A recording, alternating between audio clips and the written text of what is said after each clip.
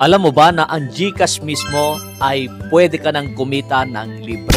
Yes, tama po yung narinig nyo. Libre, pwede ho tayong kumita dito sa GCash up to 10,000 pesos. Gusto mong malaman?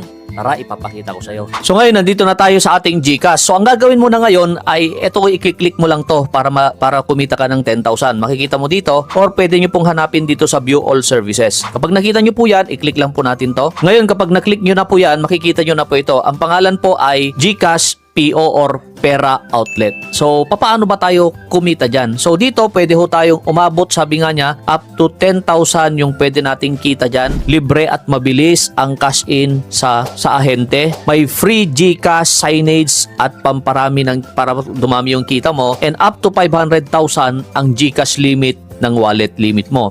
Anong gagawin? I-click mo lang po itong apply. Ito lang po yung mga kailangan sa ating pag-a-apply. Kailangan po natin pilapan lang mga to. Ayan. So kapag napilapan nyo po yan, so ito naman po yung mga requirements. So kailangan lang po natin, syempre dapat meron tayong, so ang requirements para makapag-apply po tayo, kailangan lang po meron po tayong barangay business permit, DTI registration, mayor's permit, o ikaw ba ay registered business owner ng tindahan.